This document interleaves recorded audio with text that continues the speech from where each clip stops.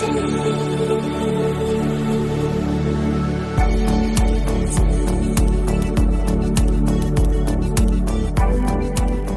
Welcome to the Climate and Coordination Rcast, where every week we'll be discussing topics related to all things climate change and RChain's role in the solution. We will be discussing technologies that can adapt and coordinate massive amounts of data like never before, forming social architectures that grow collective intelligence, sharing and evaluating data planetarily, all while maintaining personal privacy and personal data ownership. A new decentralized economy is forming as we move from the third industrial revolution, digitization, to the fourth, decarbonization. By building a co-op, built on a correct by construction, concurrent, scalable solution, RChain is structured to build out the new technology that will be required for a flourishing regenerative planet. Please join us on this journey.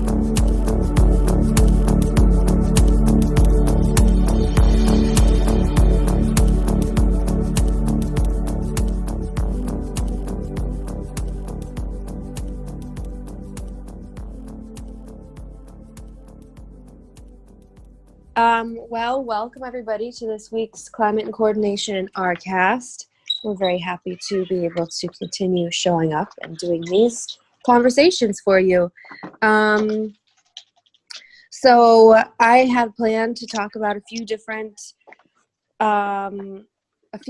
pieces of news within the blockchain and sort of environmental movement and science space, but it turns out that there has been some pretty severe breaking news, which is way more important. So I'm going to focus on that and then turn it over to Daryl. So the first piece of news today, this is really insane. We have more than 300 fires in California now. And there's about 30 major fires, but there's about 300 fires total.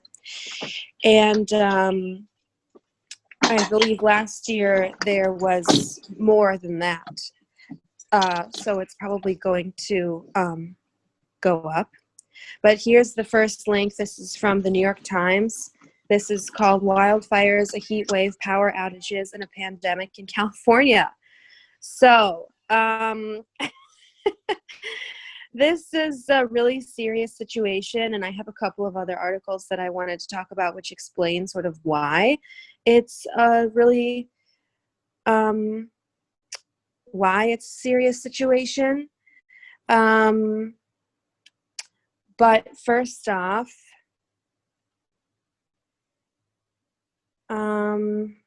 let's just look at this article. So basically the fires are all up and down the state of California.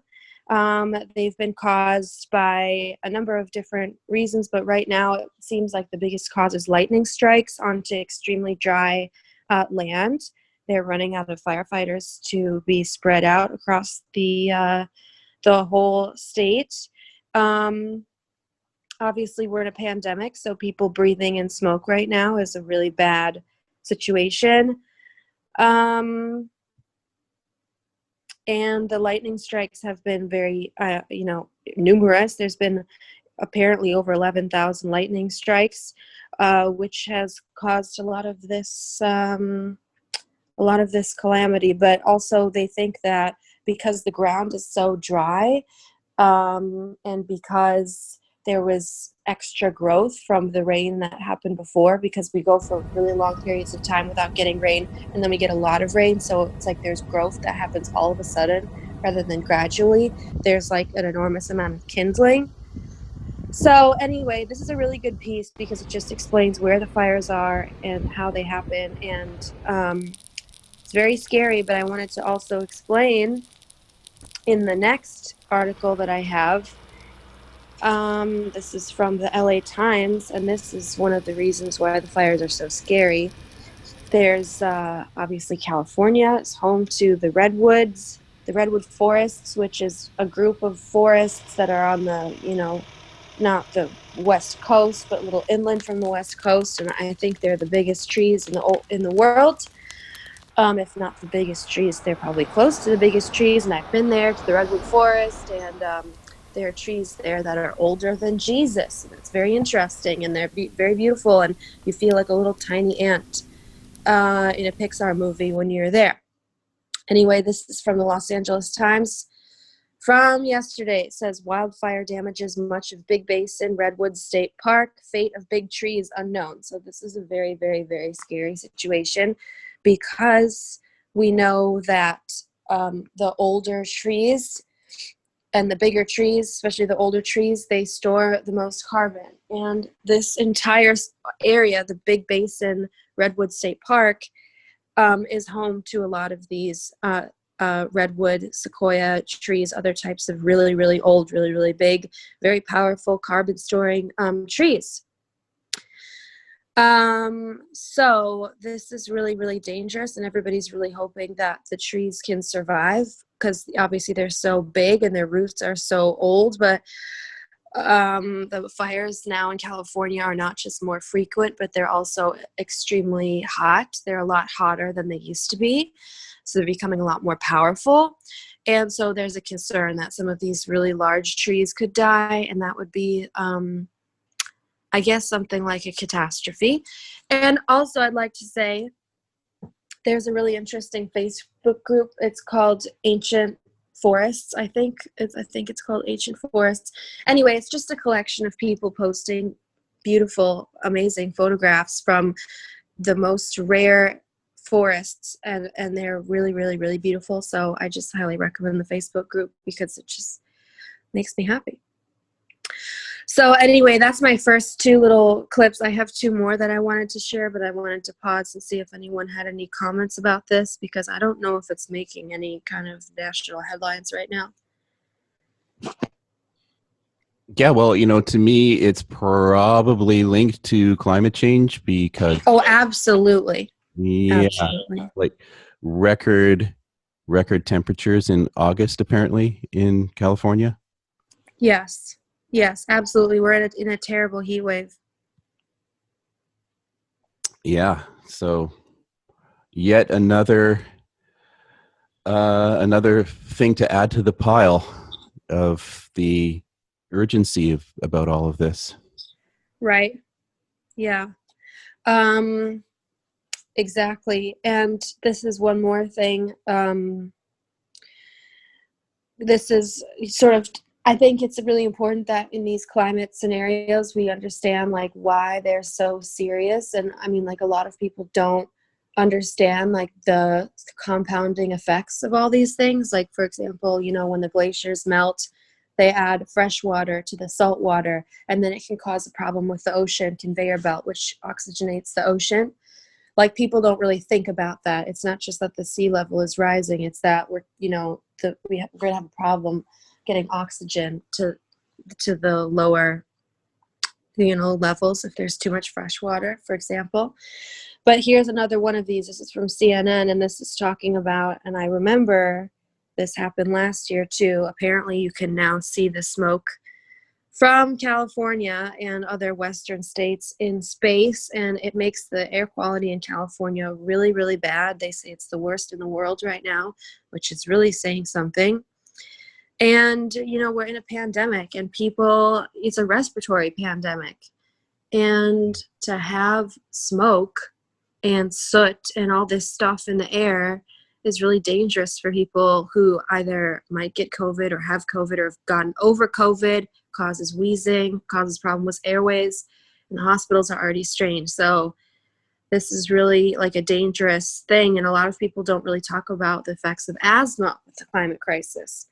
But these fires do not help people that have chronic conditions.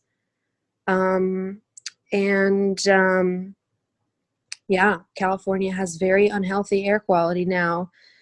And it's, almost across the entire state. It hasn't come down to Southern California quite yet, but it definitely will. It always does. Right now it's more Northern California and Central California, but it's creeping down. And there's an amazing satellite picture of smoke, which appears 600 miles, it says here, off of the coast, which NASA took on August 19th, 2 days ago.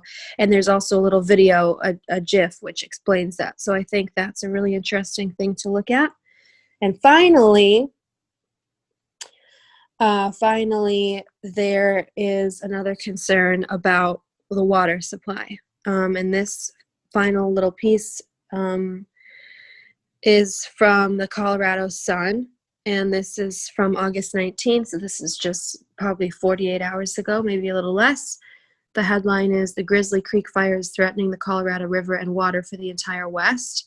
So basically what happens is, because there's so much sediment and debris and soot and smoke, it's going into the Colorado River. And the Colorado River supplies water for tens of millions of people.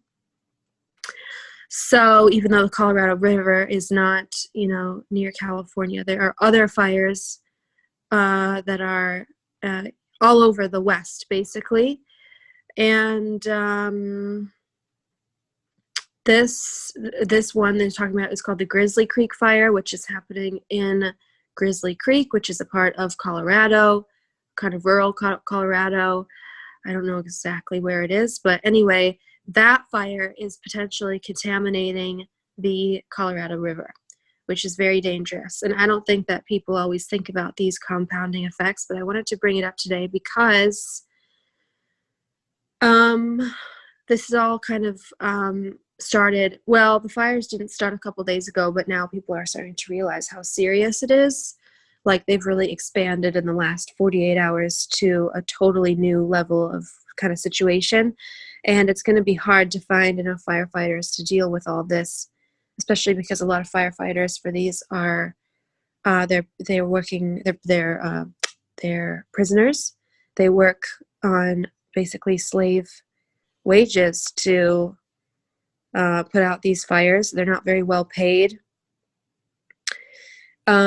because we obviously don't have enough regular firefighters, so we have to hire thousands of other ones to help. So, and that's been a big criticism of one of our wildfire relief efforts, is that we should pay the firefighters more, which I agree, because they die in these fires sometimes, and it's a huge undertaking, which can last weeks and months. So that's what I have for today. This is breaking news. I'm sorry it's not sunshinier, but I felt it was really important, so I'd love to know if anybody has any comments about that.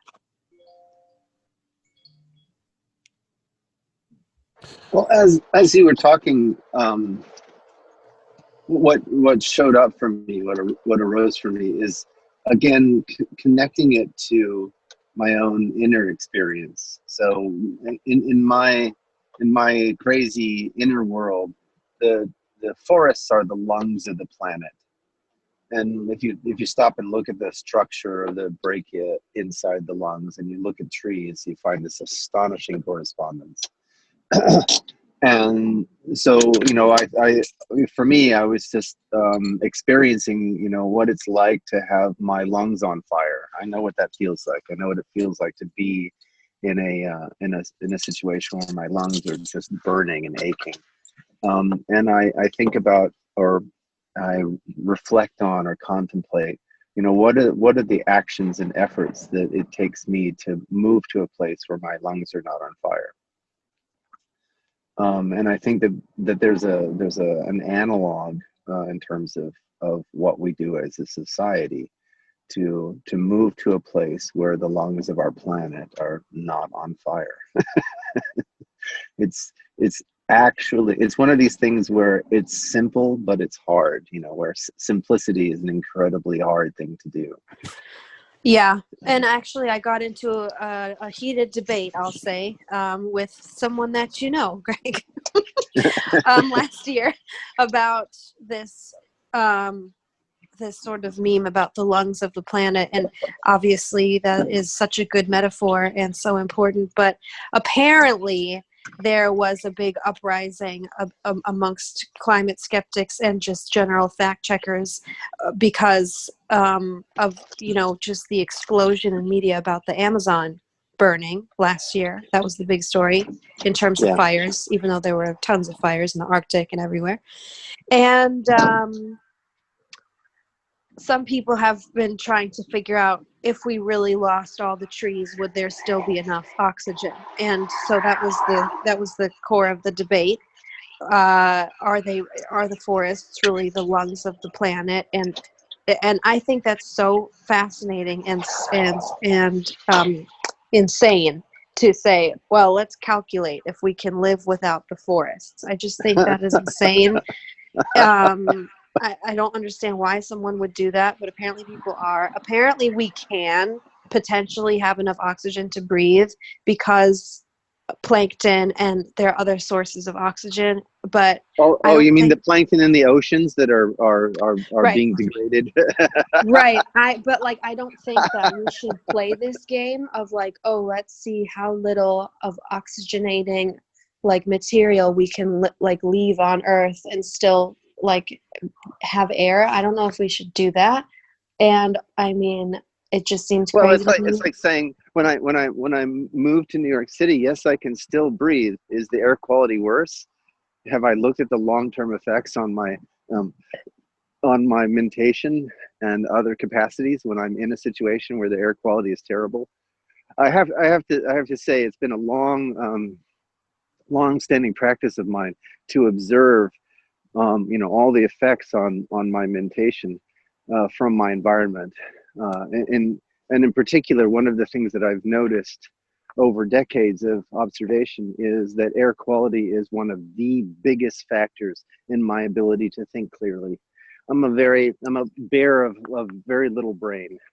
And so every tiny little percentage point of clarity really makes a difference in terms of my ability to deliver on just the promises I make to people every day. And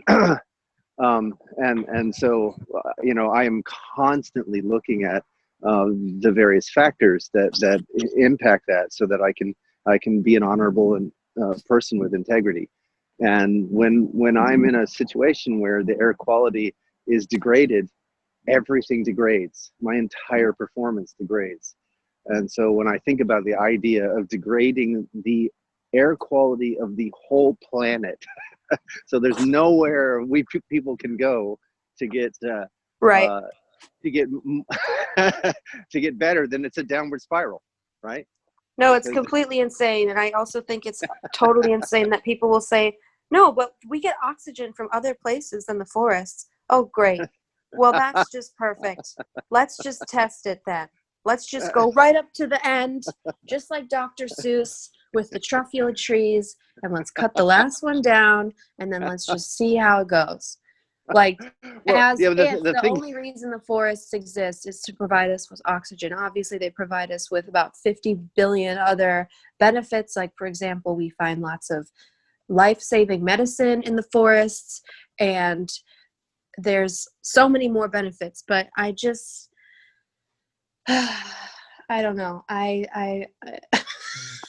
We have definitely got to find a way to save the forests. I mean, I don't know if there's any other way we can really say it. No, you're absolutely right. Those ecosystems are so rich and beautiful. And the interesting thing is, and this is what I keep trying to say when I talk about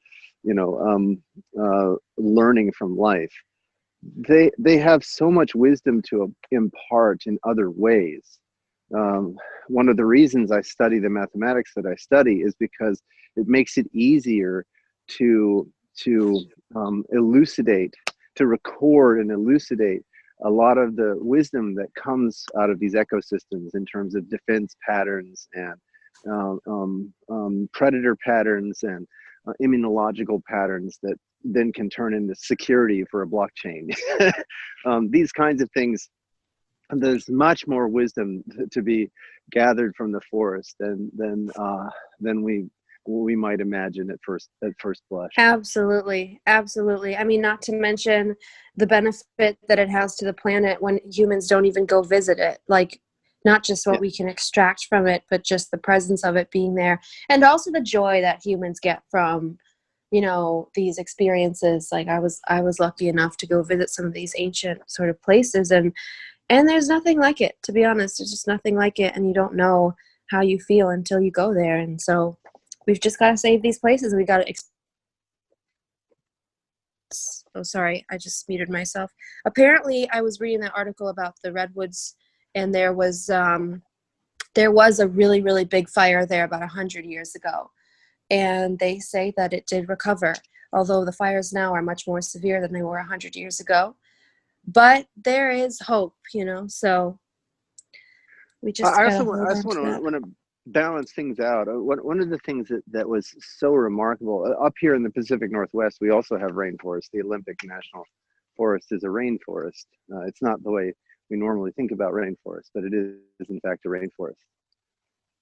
And the air is so much richer there. It's positively hallucinogenic.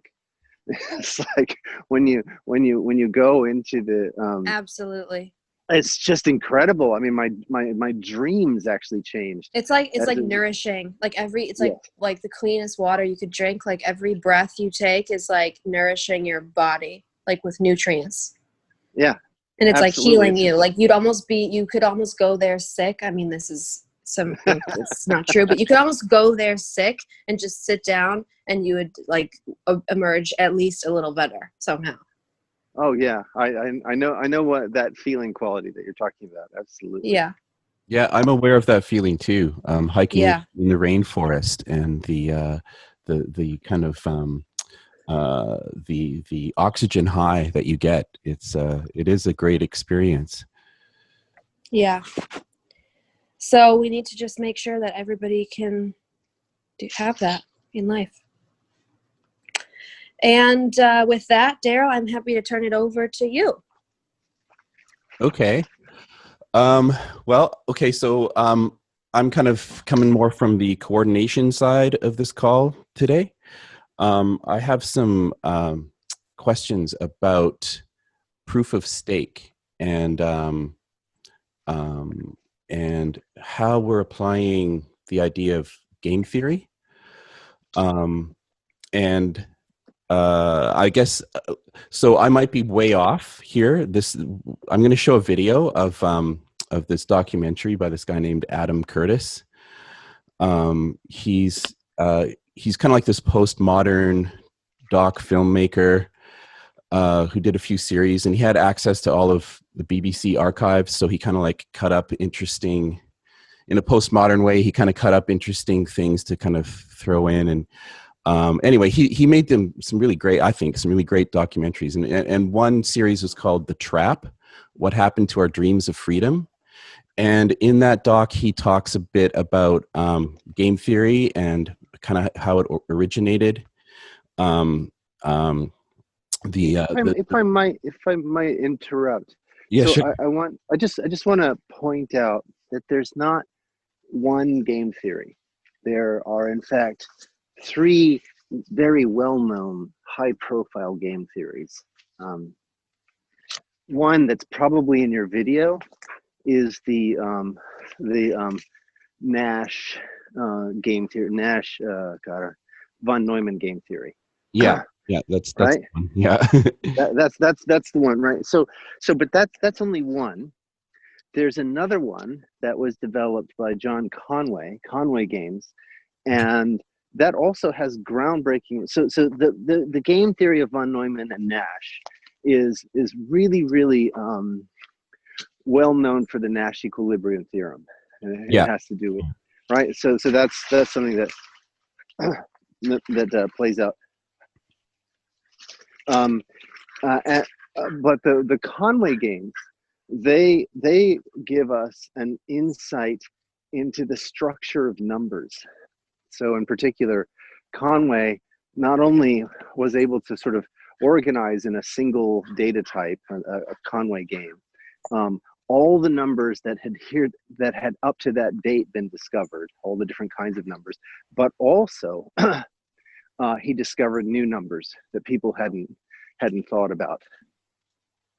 And so it provided this kind of organizing principle for numbers, which are deeply mysterious. And so providing these kinds of organizing principles is really remarkable. But then the third kind of game theory was originated by a group of researchers that were working at Imperial College and Cambridge and Oxford. And that's the Abramsky Hyland game theories. Abramsky was at Imperial, Hyland was at Cambridge, and Ong was at Oxford. And that resolved a bunch of questions about computation that were open. And it's this last kind of game theory that we use in our proof of stake, not the Nash equilibrium. Okay. All right. Well, you jumped again on me because now there's no point in me showing that video. But well, I just want to. I've made this point a bunch of times, okay. but people never. It doesn't get internalized, right? Until they start to do what you do, which is to try to go and find sources that will help explain things, and then it's like, oh, okay, now I see.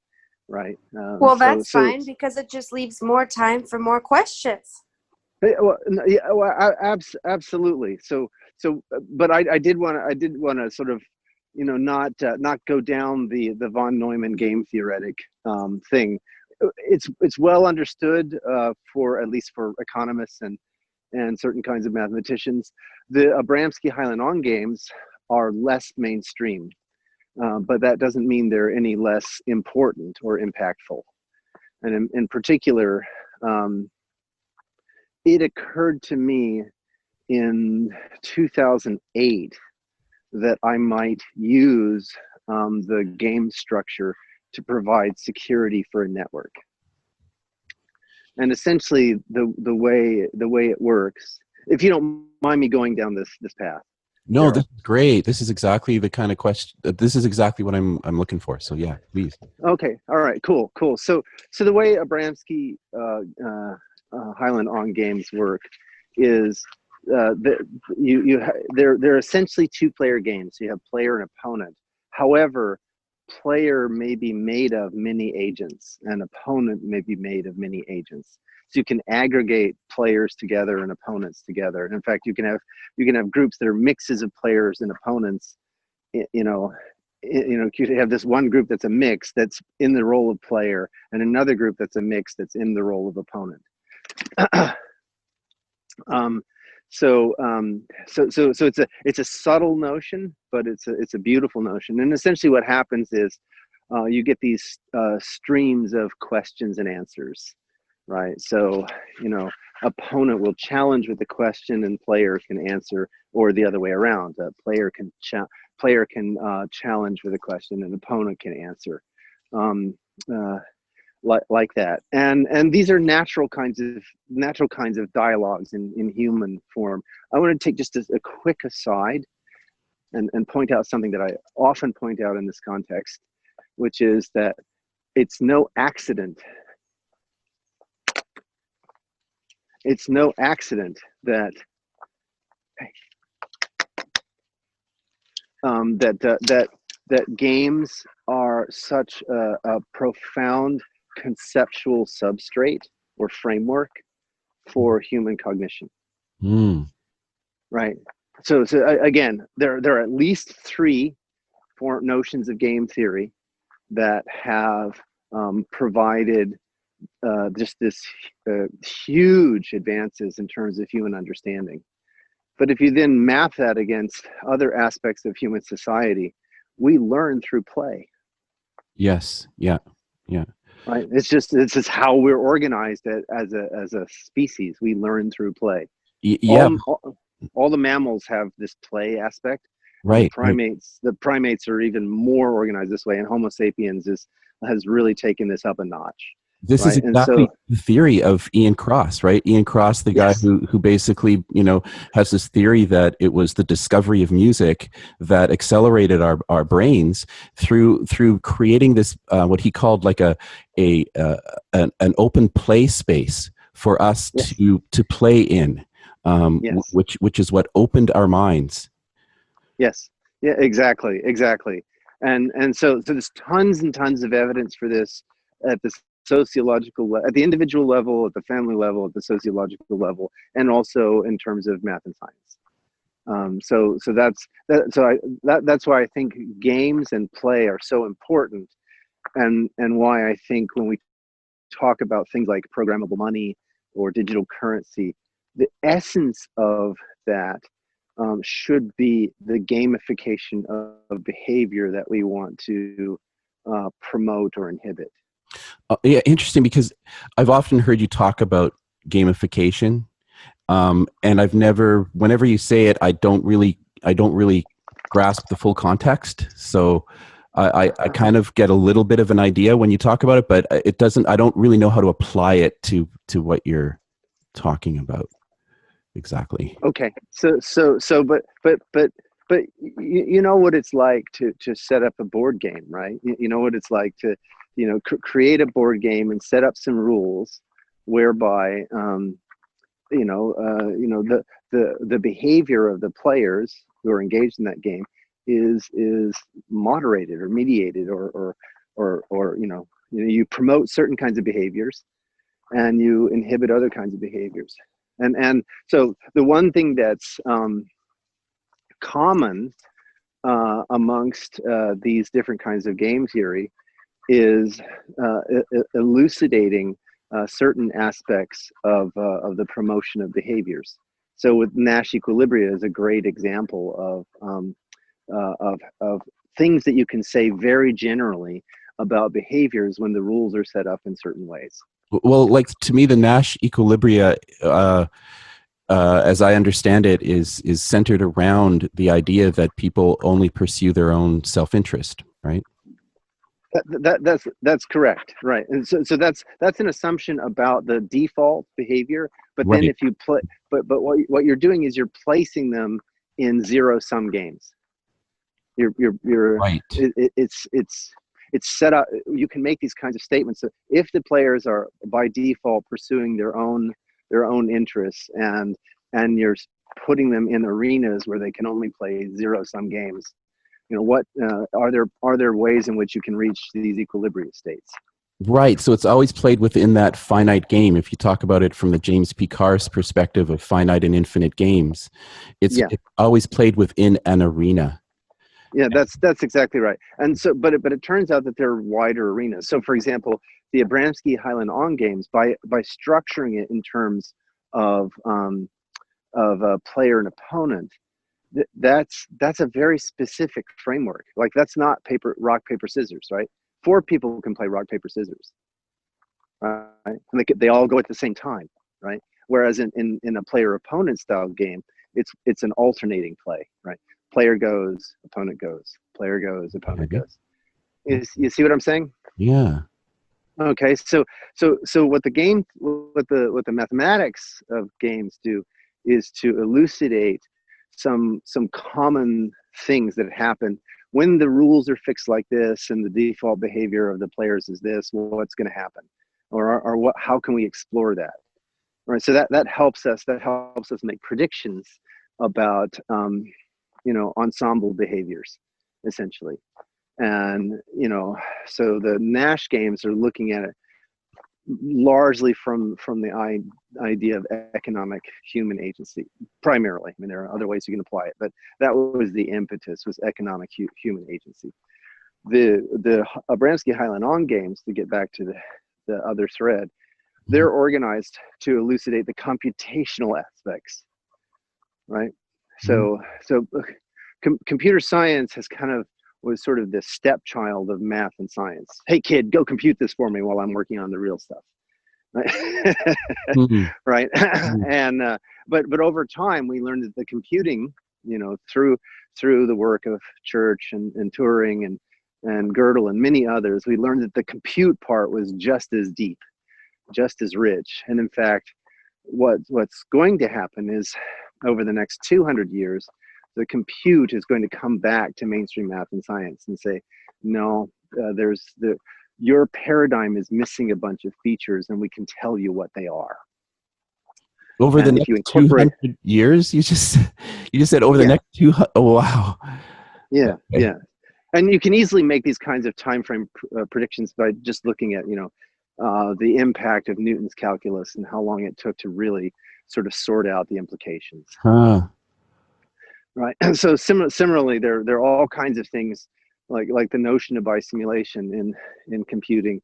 Its import and impact has not yet been understood in science. It will, it's inevitable, but the time that it takes for it to be grokked by the scientific and mathematical community, you can pretty much predict that. Wow. So anyway, so back to the Abramsky Hyland on games. The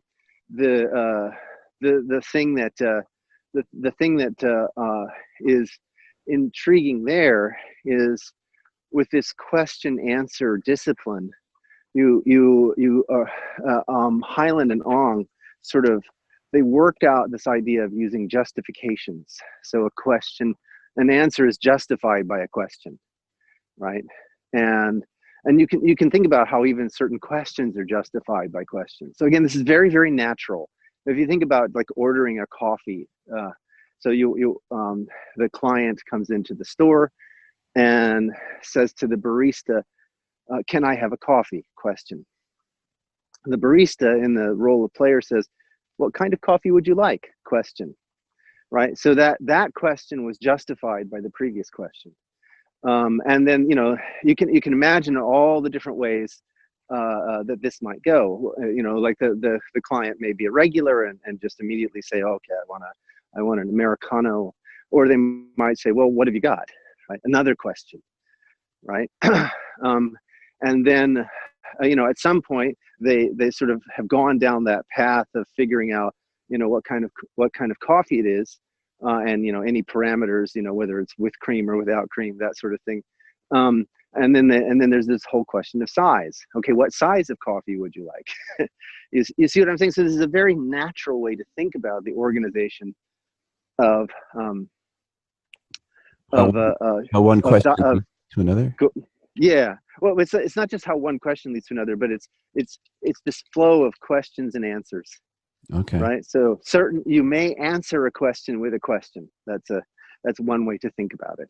Right. That's a natural thing to do. Right. Can I have a coffee? What kind of coffee? Right. Right. Right. So that answer, that question of what kind of coffee is really a justified response. And so with this thread of justifications, this thing was justified by this previous engagement. Right. This utterance was justified by this previous utterance. Hyland and Ong were essentially able to figure out threads of conversations and what constituted a single thread, right? And once you have an understanding of what constitutes a single thread, you can get at issues that might have to do with conversations stepping on each other. So in the case of the blockchain, the issue is, if one validator is saying to one side of the network, "Hey, Alice is asking to get 10 tokens out of this account," right? And that's it. That's all that's going on. And if it says to the other side of the network, "Alice is asking to get 100 tokens out of this account," to the other side of the network, then you can see, and if you require that those things have justifications, then what you can see through the justification structure, the double spend. You can see that someone will start reporting on the basis of a justification structure that goes back to Alice is asking to get 100 out, and another is that Alice is asking to get 10 out, at sort of within the same context or within the same bounding box of behavior. Right? And so this single threadedness allows you to track resources. You can track when resources are being double spent. And I was originally looking at it in 2008, and then I wrote the code in 2009, and you can see this history on GitHub. I wrote the code as preparatory work for the messaging layer for a decentralized Facebook. And so essentially what I did was I took some theory. I saw that it had wider applications, so some well formulated game theory that had clear results and a very valuable, how do I say, worldview. Okay. Right. So like mathematics is really good if it helps you ask even better questions. and that was certainly true of the Abramsky Hyland on games. So I took that and I applied it to network security. And then when Vlad and I were talking, I explained to him this idea of justifications and Abramsky Hyland on games. And Vlad said, "Oh, we can use this for catching these double spins." And so that's when we we sort of came up with this idea of justification-based Casper. Justification-based Casper.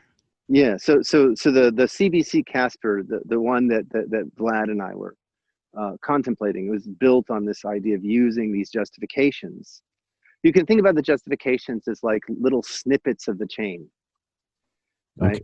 Okay. And eventually you have enough confirmation of these snippets in terms of how everyone is communicating with each other that you get to you're able to piece together with certainty this must be the flow of conversation. Like the series of questions.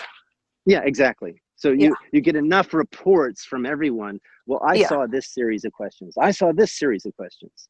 Right. And once you piece them together with enough stake behind it, then you go, okay, everybody's seen this flow, so we can commit to that flow.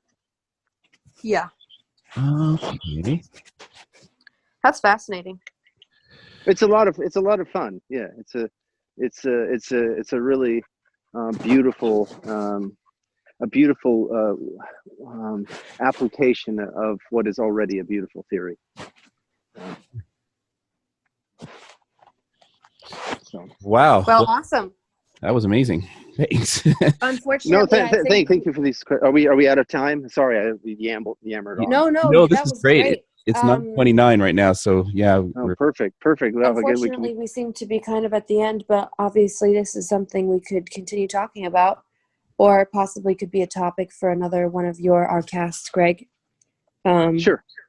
Yeah, well, the answer to your questions gave me more questions, so. I feel like that often happens with Greg. Yeah. Well, okay, so thank you so much for joining us for this week's Climate and Coordination Rcast. Please subscribe to RChain on YouTube.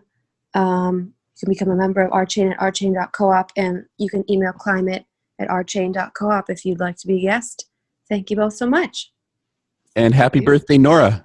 Happy birthday, Nora. Yeah, very nice of you. Thank you. All right.